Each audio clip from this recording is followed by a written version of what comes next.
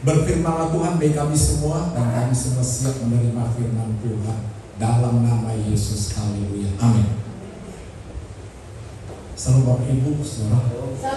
Bersyukur ada di bulan Agustus. Kita akan menikmati firman Tuhan dari kitab Yosua pasal 3. Yosua pasal 3 ayat pertama sampai ayat yang ke-11. Yosua pasal 3 ayat pertama sampai ayat yang ke-11. Pak, kita bangkit berdiri. Akan baca bergantian, saya mulai dari ayat yang pertama. Yosua bangun pagi-pagi, lalu ia dan semua orang Israel berangkat dari Sitim, dan sampailah mereka ke sungai Yordan. Maka bermalamlah mereka di sana sebelum menyeberang.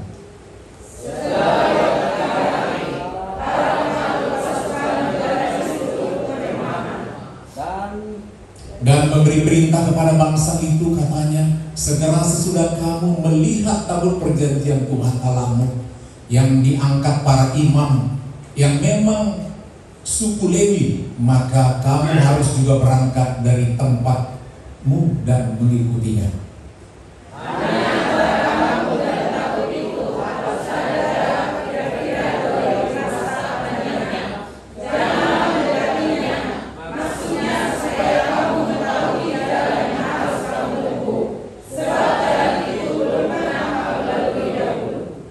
Berkatalah Yosua kepada bangsa itu, kuduskanlah dirimu, sebab besok Tuhan akan melakukan perbuatan yang ajaib di antara kamu.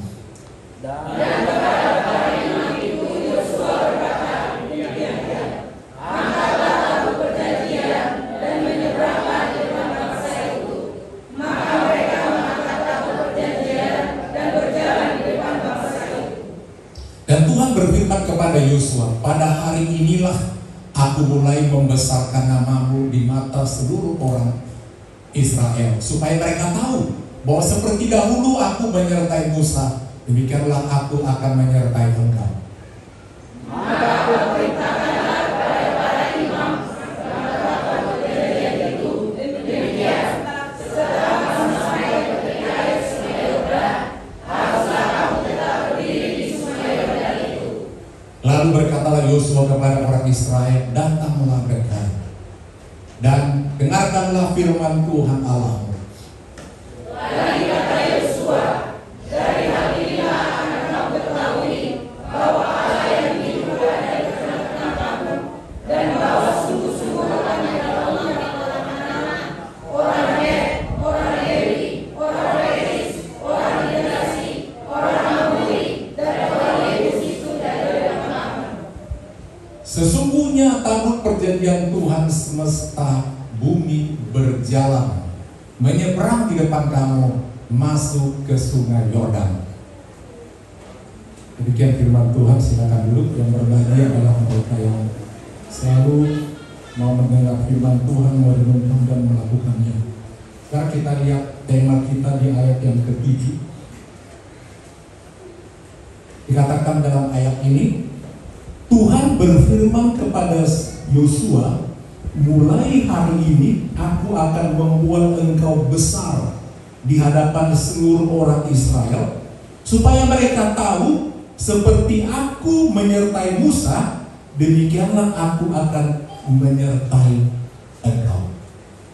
Saudara, ini Tuhan yang berbicara kepada Yosua. Orang senang dipromosikan, artinya diangkat jabatannya, penghasilannya, nama baik, dan lain sebagainya.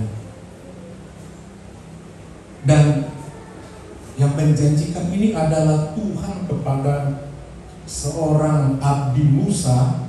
Langsung Tuhan berkata, tanpa ada permohonan atau request kepada siapapun dari diri Yosua, memohon supaya dia dipromosikan, supaya naik pangkat, naik gaji dan lain sebagainya. Dia tidak pernah bermimpi seperti itu. Tapi heran, Tuhan berkata kepada Yosua. Yosua artinya adalah Tuhan penyelamat. Akar kata Yosua sama dengan Yehosua atau Yesus. Itu sebabnya Yesus disebut juru selamat.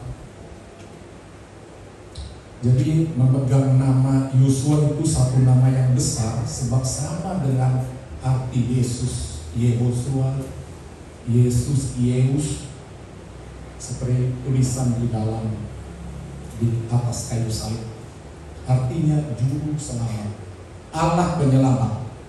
Dan memang Yosua dipakai untuk menyelamatkan orang Israel, menyeberangkannya menuju tanah Kanaan. Sebenarnya Yosua sangat ketakutan setelah tuannya yaitu Nabi Musa meninggal. Dia sangat ketakutan.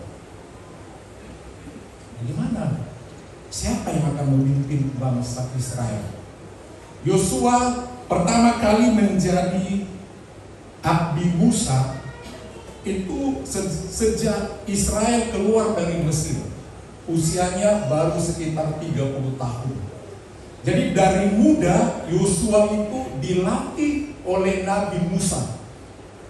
Ada banyak pelajaran. Dan dalam Yosua pasal 1 dikatakan bahwa Yosua adalah abdi Musa. Dan ada banyak ayat yang mengatakan Yosua abdi Musa. Kata abdi adalah mengabdi. Dia melayani, tunduk, apapun yang diperintahkan oleh Nabi Musa, dia mesti taat. Itu disebut abdi. Di berbagai kerajaan biasa disebut ada abdi. Di keraton-keraton ada abdi dalam. Mereka ada di bagian dalam keraton, ada lagi yang di luar. Dan mereka itu kalau jalannya seperti orang yang mengesok menghadap raja. Apa saja diperintahkan raja atau pangeran, mereka harus siap. Dan sebagai abdi dia dilatih sampai dia diangkat puncaknya menjadi seorang panglima perang. Jadi beberapa kali peperangan itu Musa naik ke gunung. Waktu itu dia sudah sangat tua. Dan kuasa Tuhan itu ada pada Nabi Musa. Kalau dia mengangkat tangan, itu sebabnya di gereja kita ada hal yang biasa, mengangkat tangan. Boleh tanda berserah, sos. Boleh tanda memohon, mengangkat tangan. Boleh tanda menyembah kepada Tuhan. Boleh juga tanda memberkati. Ketika Yesus naik ke surga, dia mengangkat tangannya dan memberkati orang. Ketika Musa mengangkat tangannya, maka pasukan Israel melalui panglima perangnya Yosua, Israel menang, Amalek kalah. Dan ketika letih tangan daripada Nabi Musa, maka ditopang oleh Harun dan pembantunya untuk boleh mengangkat tangan. Artinya saudara, kalau satu orang lemah berdoa, yang lain perlu topang dalam doa. Dan doa yang paling didengar oleh Tuhan adalah doa dari seorang nabi. Dalam konteks ini adalah Musa. Jadi tiap kali dia mengangkat tangan, bangsa Israel menang. Tapi pada saat konteks ini ceritakan, Musa telah tiada. Dia telah meninggal tanpa ada kuburnya di Gunung Nebo. Dan Musa ini tidak bisa sampai ke tanah Kanaan membawa orang Israel, karena satu kali dia kurang percaya dan dia jatuh ke dalam dosa karena emosi dipancing jemaat. Dia tidak bisa, karena kekudusan Tuhan saja yang membuat bangsa itu bisa dibawa ke tanah Kanaan. Dalam ketakutannya, bagaimana ini?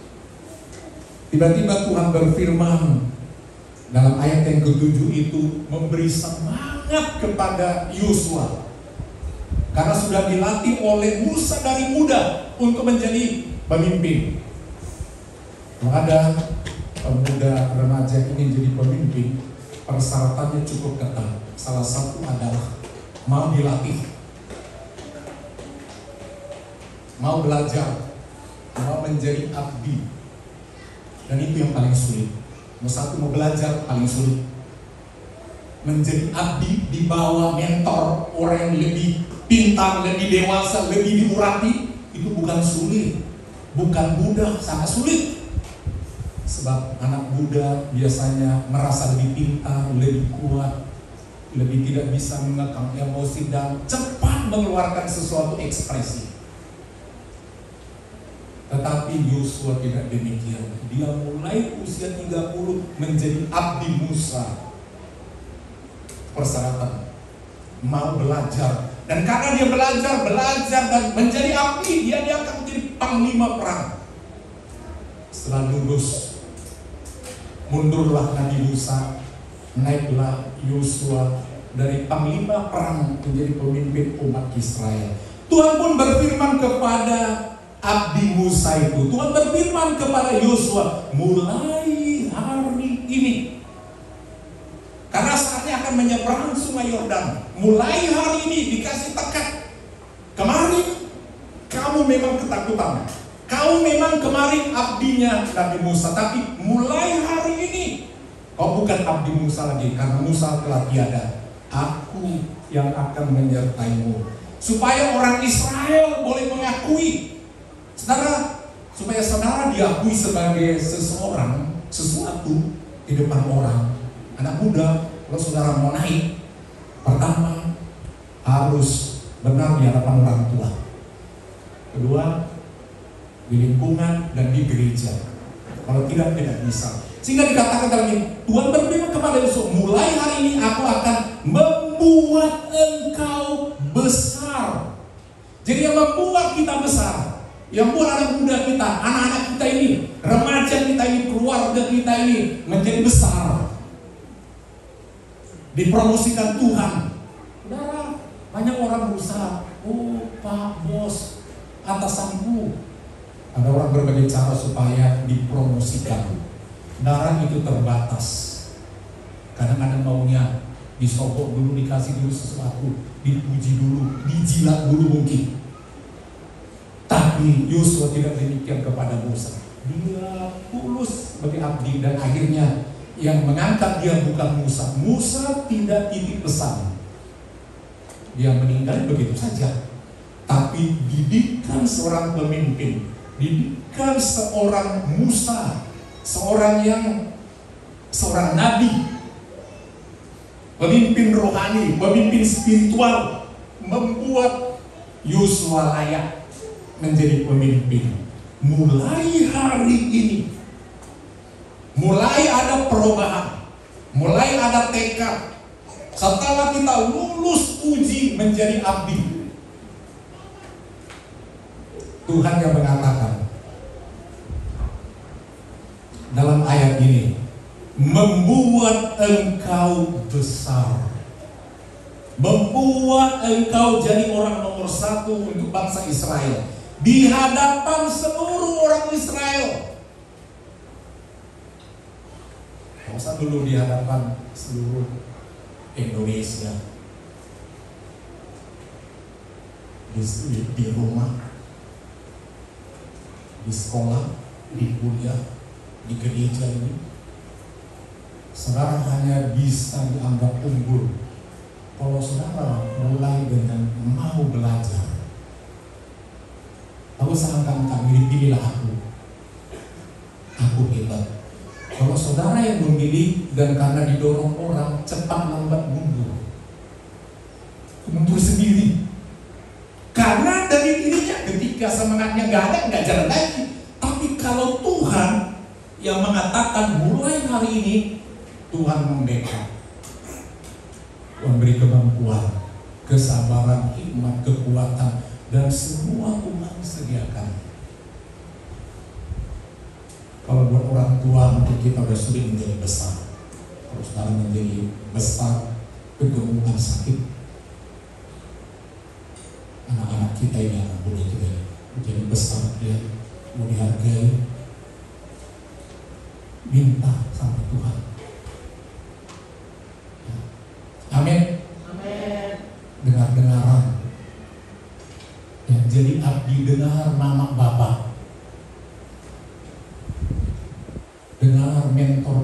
beliau. Dengar pelayan-pelayan Tuhan di sini jadi senior. Dengar Bapak Gembala. Salahkah Bapak Gembala ngomong seperti itu? Itu perlu ditanya. Salah nggak? Tuhan masih berbicara melalui gereja, oleh hamba-hamba Tuhan. Itu sebagai masih kokoh gereja berdiri di seluruh dunia sebagai alat Tuhan. Seperti aku menyertai Musa, dibayang-bayangi Nabi Musa yang menjadi mentornya. Bagaimana Musa diangkat dari sungai Nil, ya begitu hina, semua orang udah mati, dia hidup, diangkat menjadi besar melalui proses, jadi pangeran di istana Firaun, menjadi budak mertuanya, dan terus begitu sulit hidupnya. Begitulah dia diangkat. Seperti Tuhan menyertai Musa, demikian juga Yosua disertai oleh Tuhan. Kalau saudara mau maju pemuda remaja, mau diangkat Tuhan, yang menjadi berhasil adalah kalau Tuhan menyertai kalian. Amin Bapak Ibu. Anak-anak kita, Bapak Ibu, bawa dia dekat sama Tuhan. Penyertaan Tuhan. Kan karena hebat kita, itulah gunanya kita bertuhan. Itu gunanya bertuhan. Jangan pernah tinggalkan Tuhan. Dia punya kuasa. Yang harusnya mati Musa seperti bayi lain dibunuh, tapi penyertaan Tuhan, Musa diangkat dari air. Orang boleh membuang kita sampai ke got, ke air yang akan dihanyutkan, tapi Tuhan mengangkat melalui putri Firaun. Amin. Serendah-rendahnya jemaat, siapapun, kita semua sama rendah. Kita seolah mau hanyut di bawah air sungai Nil, di bawah air sungai Yordan yang akan diseberangi oleh Joshua. Tapi kalau Tuhan mengangkat, kita tidak hanyut. Amin. Ada banyak kesulitan sekarang ini. Hidup kita ini seperti perjalanan ke depan. Kita tidak tahu apa di depan. Saudara tahu apa yang terjadi besok? Mana tahu? Rumah tangga tidak tahu bagaimana besok. Apakah ambulan, apakah sehat, apakah lancar, apakah pekerjaan lancar? Tidak ada orang yang tahu. Tapi kalau saudara selalu menyertai Tuhan, Tuhan yang akan memimpin, menolong saudara menghadapi hari esok yang tidak jelas, menghadapi hari esok tidak berjalan mulus. Dalam konteks ini ada sungai Yordan. Di balik sungai Yordan baru bayang-bayang Kanaan itu. Bahkan ternyata juga setelah menyeberang Yordan ada musuh. Tadi dikatakan ada Amalek, berbagai bangsa-bangsa. Hidup ini di dunia ini seperti perjalanan menuju Kanaan. Ada banyak rintangan. Rintangan pertama, sungai Yordan. Ada arus. Di arus itu ada ular, ada buaya, ada banyak rintangan di air yang bisa menghanyutkan kita. Tetapi kalau Tuhan memang menyertai kita, kita bisa menyeberangi itu. Seperti Musa dipimpin oleh Tuhan menyeberangi sungai Jabok, demikian juga Yosua bisa menyeberangkan umat Israel menyeberangi sungai Yordan karena penyertaan daripada Tuhan. Jadi siapa yang akan mempromosikan saudara? Tuhan. Amin. Itulah baiknya Tuhan sama kita. Jadi Tuhan itu tidak ada senang jemaat itu tidak maju. Tidak ada. Bapak kemana juga begitu doa-doanya, Tuhan tolong keluarga ini, tolong. Doanya begitu. Gak ada doa yang menjengkelkan hati Tuhan. Karena Musa juga begitu, Yosua juga begitu. Bagaimana menyeberangkan bangsa Israel? Bagaimana menyeberangkan jemaat Indonesia maju ke depan? Itu tugas seorang hamba Tuhan. Amin. Yosua, berkat Yosua. Perlu doa Musa, topangan doa. Dan Yosua ketika takut itu, dia dapat pesan kuat. Lalu dia sadar, oh, tadi aku berpikir tak mungkin aku kuat, tapi ada firman yang membuat kita kuat dalam hidup ini. Pegang firman Tuhan, menghadapi hari esok, pegang janji Tuhan. Amin. Jangan tinggalkan Tuhan. Mari kita bapak-bapak bawa keluarga kita kepada Tuhan, seperti ibu-ibu bawa anak-anak kita, guru kita pada Tuhan. Tidak ada yang ketinggalan, sebab kita mau ke seberang itu walaupun ada rintangan. Dan karena itu Yosua pun dengan iman melangkah. Di ayat yang pertama dikatakan apa gebrakan Yosua? Dia semangat. Pagi-pagi benar. Dan pertama, dalam hidup ini diperlukan semangat, jangan terlambat. Siapa sih suka bangunnya terlambat? Kayak bos. Bos itu terlambat bangun karena dia kerja sampai jam 3. Itu bos. Mereview ini, proyek ini, proyek ini. Tapi kalau kita ini orangnya gak apa-apa, ada di sini terlambat bangun, mesti disiram air dulu, mesti bentak-bentak dulu. Pagi-pagi benar, itu ciri orang kalau mau maju. Amin. Gak berani bilang, karena rezeki itu gak datang kembali. Dari mulai pagi gak dapat rezeki, jangan terlambat. Ya kan? Coba hitung time gajinya kalau jam-jaman kita. Udah bangun jam 5 misalnya ya, udah hitung jam kerja itu 5 ke jam 6.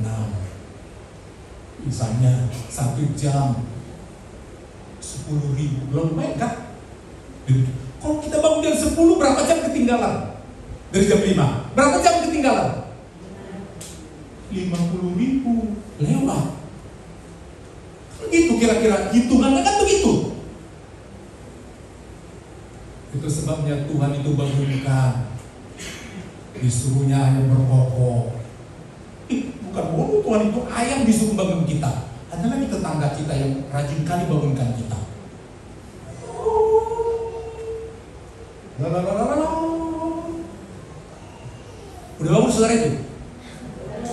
Kalau bapak gak terusik itu, untung dibangunkan dia.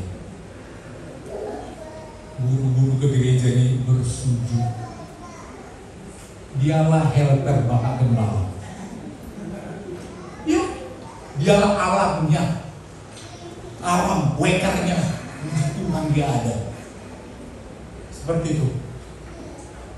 Jadi pagi-pagi benar Yosua dan semua orang Israel, semua umat berangkat dari Sitim. Mereka sampai ke Sungai Yordan dan bermalam di sana sebelum menyeberang. Dan ada perintah, diperiksa umat itu di kemah-kemahnya. Dan juga diperintahkannya imam. Imam adalah gambaran pelayan Tuhan. Mereka disuruh mengangkut tabut. Tabut adalah gambaran kehadiran Tuhan. Itu mesti diangkat. Dalam perjalanan hidup ini, mari kita berjalan bersama tabut Tuhan, bersama dengan Tuhan. Amin. Itu mesti dibawa iman kita ini, kepercayaan kita di tabut ini. Mesti kita bawa kemanapun kita pergi. Jangan tinggalkan tabut itu. Dipimpin oleh imam. Bagaimana persyaratan untuk boleh sampai di sana? Mari kita lihat ayat 4. Ayat 4 dalam ayat ini. Supaya kamu mengetahui jalan yang harus kamu tempuh. Sebab jalan itu belum pernah kamu lalui sebelumnya. Hanya saja harus ada jarak kira-kira 2.000 hasta antara kamu dan tabut itu. Dan jangan kamu mendekatinya. Ada apa? Mesti ada jarak 2.000 hasta antara bangsa Israel dengan tabut. Dan tabut itu diangkat oleh para imam. Ada apa? Mesti ada jarak dengan apa? 2.000 hasta. itu sama dengan kira-kira 900 meter. Pada itu rupanya ada makna jarak antara umat Israel dengan takut dengan imam. Artinya kalau kita mau maju, jadikan Tuhan di depan. Amin. Dan kenapa ada jarak? Artinya hormati Tuhan, hormati imam. Kadang-kadang kita kurang menghormati Tuhan, ya. Dan kita tidak mau Tuhan yang memimpin, taruh di depan dan jalankan. Itu penghormatan. Dan ada juga dengan yang pemimpin itu imam-imam yang tetap ada jaraknya. Hormati imam yang beritakan firman. Amin. Amin. Firman Tuhan. Karena di tangan imam itu artinya perantara berkat, perantara doa, dan segala pergumulan itu dibawa oleh imam di hadirat Tuhan. Hormati. Ada jarak, tak boleh asal-asalan. Ada kuasa, ada berkat. Dan kalau kita tidak menghormati hadirat Tuhan, pelayan-pelayan Tuhan, siapa lagi mau kita hormati? Tuhan kan gak kelihatan. Ya, firman-Nya, nasihat diberikan oleh para imam hamba Tuhan, harus mau menghormati dan biarkan di depan berjalan, mendahului kita untuk membuka jalan. Amin. Itulah yang membuka jalan, doa-doa mereka, firman itu berjalan. Yang kedua, kalau saudara mau maju, lihat selanjutnya ayat 5. Kalau ikut Tuhan itu ayat yang kelima. Kata Yosua kepada bangsa itu, kuduskanlah dirimu, sebab besok Tuhan akan melakukan perbuatan ajaib di antara kamu. Jaga kekudusan. Jaga. Kalau mau ke seberang sana, jaga kekudusan. Itu yang kedua. Dan kita melihat tadi, sebelum mereka berjalan, disuruh para imam pengangkut tabut itu berdiri di tepi sungai, air Sungai Yordan, begitu lebar, luas, dalam pada masa itu. Tidak seperti Sungai Yordan sekarang yang sudah banyak terjadi penyempitan karena negara-negara berkembang, penduduk makin banyak, hutan-hutan sekeliling. Ya, tepi-tepi Sungai Yordan melewati banyak negara, dari mulai tanah Kanaan, Jordania, negara-negara lain dilewati. Begitu panjang Sungai Yordan itu, yang ujungnya ke Laut Asin atau Laut Mati, mentok di situ. Yosua berpikir bagaimana menyeberangi sungai yang dalam dan bersih, yang banyak bahaya. Tetapi kata firman Tuhan, di situ ada perintah, mulailah melangkah. Ini iman. Coba kita bayangkan, kita disuruh melangkah ke laut misalnya ya. Ayo langkah. Nanti pasti akan terjadi keajaiban. Saudara berani?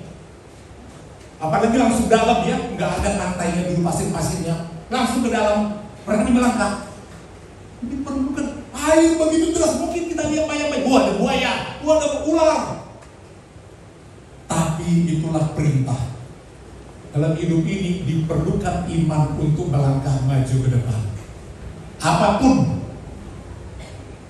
berani sesuatu harus melangkah dengan iman. Jangan ragu-ragu. Apapun, melangkah ke depan menghadapi arus yang mengerikan di dunia ini, melangkah dengan iman. Kalau Tuhan katakan kepada saudara Tuhan, melangkah, jangan takut. Tuhan menyertaimu. Berani kalian melangkah? Harus berani. Mau kerja ini, berani. Dikasih kepercayaan ini, berani. Kalau Tuhan memerintahkan. Dan ketika ketika imam itu mulai serentak melangkahkan kakinya ke air itu diperlukan imam ya, iman, kepercayaan, keberanian, dan ajaib. Karena itu perintah Tuhan. Di situ semua melangkahkan kaki.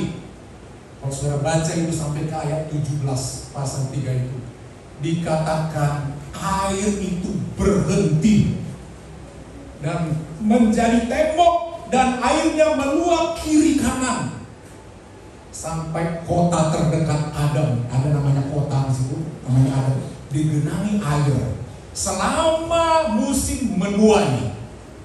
Orang lagi menuai pada waktu itu,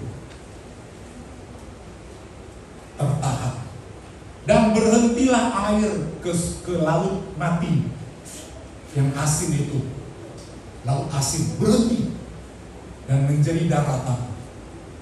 Dan setelah itu diperintahkan berjalanlah, dan mereka pun berjalan. Kita tidak tahu hari esok. Ada yang tahu? Kita tidak tahu sederas apa alir yang mau menghanyutkan kita. Kita tidak tahu ke depan.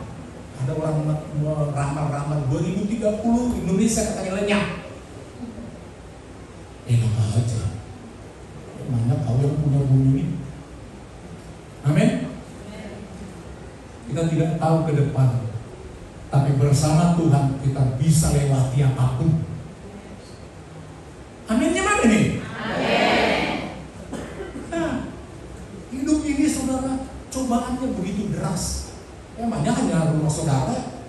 Jangan-jangan rumah saudara nggak ada yang deras yang mau menghanyutkan.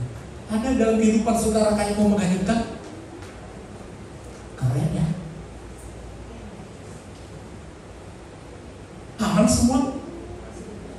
Aman? Ekonomi aman? Pekerjaan aman? Baru habis kontraknya kayak gak tahu aja. Seperti itulah arus itu kadang-kadangnya. Tapi ingat Tuhan. Amin. Amin.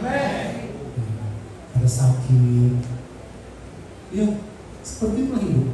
Kita khawatir, gimana nanti kami ini, bagaimana anakku ini, gimana bomoku ini, dan lain sebagainya. Nah, berjalanlah bersama Tuhan. Karena kita tidak tahu memang. Kita tidak tahu.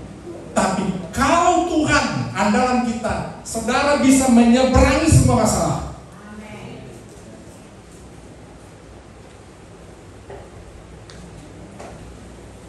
Apapun musuh yang datang menghadap. Sengaja penulis mengatakan bangsa-bangsa, suku-suku, orang-orang.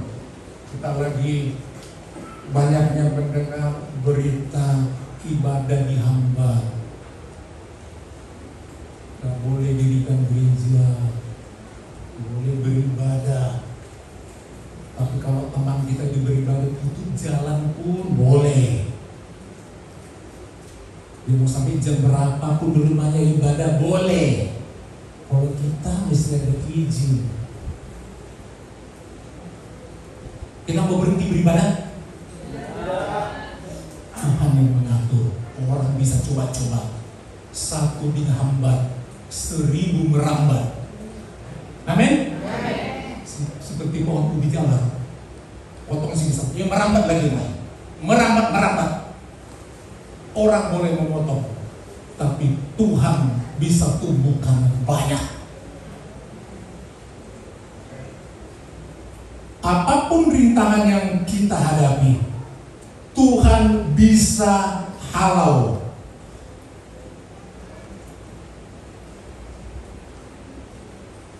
Ayat 6, Yosua berkata kepada para imam, demikian angkatlah tabut perjanjian dan menyeberanglah di depan bangsa itu. Mesti imam yang memimpin. Lalu mereka mengangkat tabut perjanjian dan berjalan di depan bangsa itu, umat di belakang. Tuhan berfirman kepada Yosua, mulai hari ini aku akan membuat engkau besar.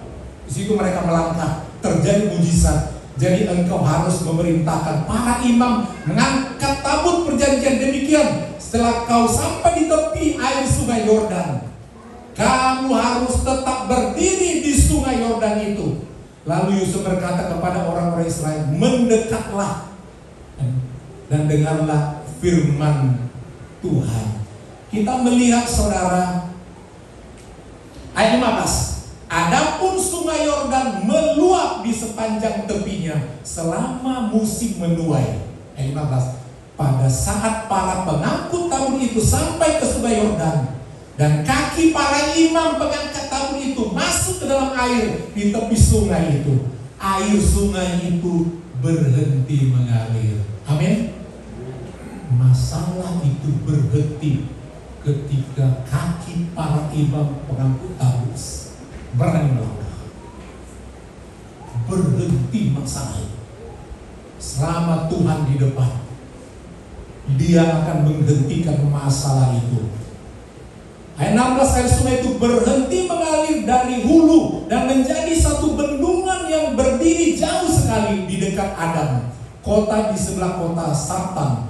Aliran air ke laut Araba, laut asin, yaitu laut mati, terputus sama sekali. Lalu bangsa itu menyeberang ke seberang kota Yeriko. Itu kota pertama yang diincar. Dan memang ada bangsa-bangsa yang harus dihadapi, tetapi bangsa Israel selalu mendapatkan kemenangan sepanjang ada tabut Tuhan dan ada para imam melangkah dengan iman. Masih takut menghadapi hari esok? Halo, takut menghadapi hari esok? Ya takutlah kalau tidak bersama Tuhan. Pasti takut. Mari kita bangkit berdiri.